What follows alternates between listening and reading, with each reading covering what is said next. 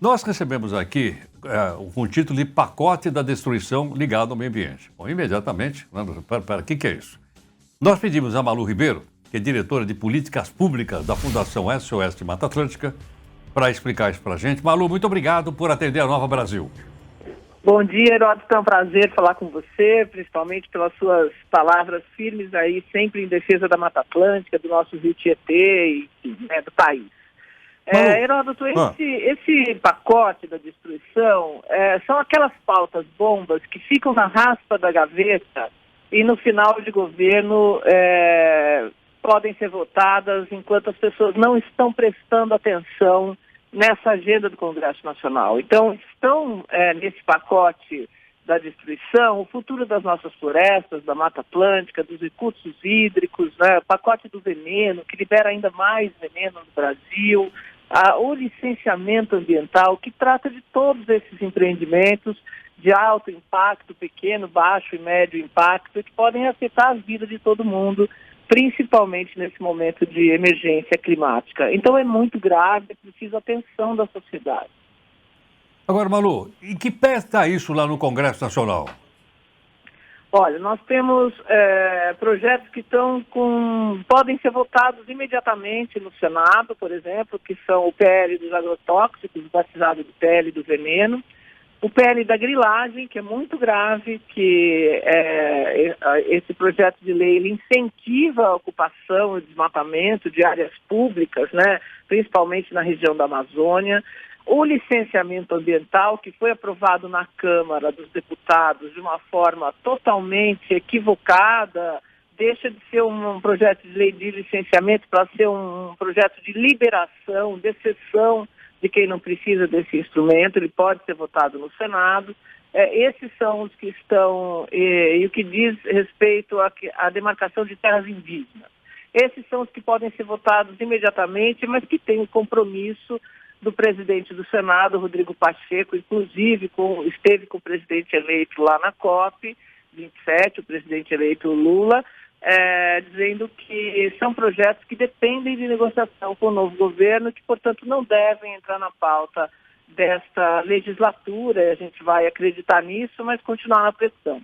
E na Câmara dos Deputados, na Comissão de Meio Ambiente, pasmem, a Comissão de Meio Ambiente, que deveria estar tratando de agendas ambientais, justamente nesse momento de COP, de Conferência do Clima no mundo, está votando projetos de lei que afetam diretamente a Mata Atlântica. A Mata Atlântica é a casa de 70% dos brasileiros, de mais de 80% do PIB do nosso país, de onde se produz a maior parte dos alimentos que vão para a nossa mesa, e querem desproteger a Mata Atlântica, fragilizar a lei da Mata Atlântica. São 6 projetos de lei na Comissão de Meio Ambiente que flexibilizam o Código Florestal, flexibilizam a lei da Mata Atlântica, liberam a caça, por exemplo, e que poderiam já ter sido votados, inclusive na última semana, se não fosse o movimento da sociedade civil, a pressão da imprensa e de parte dos nossos parlamentares, que são relatores de muitos desses projetos, contrários a esses projetos, de lá da COP. Então, na próxima semana, estaremos presentes no Congresso Nacional, chamamos a atenção de toda a sociedade para que esses projetos não sejam votados. Malu, a quem interessa esse afrouxamento de leis que colocam o meio ambiente em uma situação ainda mais crítica?